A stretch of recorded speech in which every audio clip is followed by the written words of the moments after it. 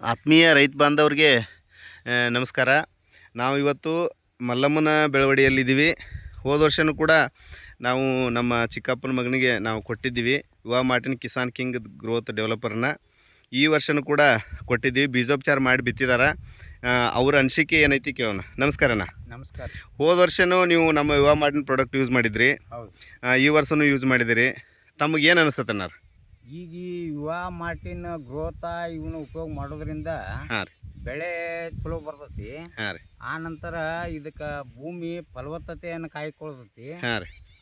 ಅದೇ ಥರನಾಗಿ ನಾವು ರಾಸಾಯನಿಕ ಬಳಸೋದ್ರಿಂದ ಕ್ರಿಮಿ ಕೀಟನಾಶಕಗಳು ಹೆಚ್ಚಾಕವು. ಅದಕ್ಕೆ ನಾವು ಅದನ್ನು ಬಿಟ್ಟು ಈಗ 2 ವರ್ಷದಿಂದ ಇದನ್ನು ಬಳಸುವಂತ ಹೊಂಟಿದೆವು. ಇದು ನಮ್ಗೆ ಸರಿ ಅನಿಸೈತಿ.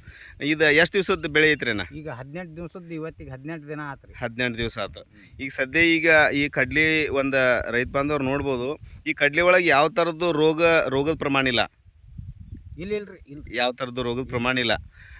ಒಂದು ಖುಷಿ ವಿಚಾರ ಏನಂತಂದ್ರೆ ಎಲ್ಲ ರೈತ ಬಾಂಧವರು ಹೆಚ್ಚಿನ ಪ್ರಮಾಣದೊಳಗೆ ಈ ಸಾವಯವಗಳನ್ನು ಬಳಸೋದ್ರಿಂದ ಅತ್ಯುತ್ತಮವಾದ ಇಳುವರಿಯನ್ನು ಪಡ್ಕೋಬೋದು ಅಂತ ನಮ್ಮ ಅಣ್ಣಾರು ಕೂಡ ಹೇಳಿದ್ದಾರೆ.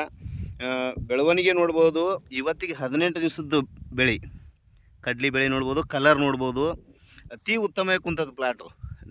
ನನ್ನ ಹೊಲನೂ ಕೂಡ ಇದ್ರ ಪಕ್ಕದಲ್ಲೇ ಐತಿ. ನನ್ನ ಹೊಲನೂ ನಾವು ಕೂಡ ಇದನ್ನೇ ಯೂಸ್ ಮಾಡ್ತೀವಿ. ಅತ್ಯುತ್ತಮವಾಗಿ ಬೆಳೆ ಬಂದೈತಿ. ಈ ಒಂದು ಪ್ರಾಡಕ್ಟನ್ನು ತಯಾರು ಮಾಡಿದಂಥ ನಮ್ಮ ಕಂಪ್ನಿಯ MD ಅವರಿಗೆ ಹಾಗೂ ಎಲ್ಲ ಸೀನಿಯರ್ಸ್ಗಳಿಗೆ ಧನ್ಯವಾದಗಳು ಹೇಳುತ್ತಾ ಈ ಒಂದು ವಿಡಿಯೋವನ್ನು ಮುಗಿಸ್ತಾ ಇದ್ದೀವಿ. ಮತ್ತು ಇನ್ನೊಂದು 8 ಅಥವಾ 10 ದಿವಸ ಬಿಟ್ಟು ಮತ್ತೊಂದು ಸಾರಿ ಈ ಹೊಲದಲ್ಲಿ ವಿಡಿಯೋನ ಮಾಡಿ ಬಿಡ್ತೀವಿ ಅಂತ ಹೇಳೋಕ್ಕೆ ಇಷ್ಟಪಡ್ತೀನಿ. ಎಲ್ಲರಿಗೂ ನಮಸ್ಕಾರಗಳು.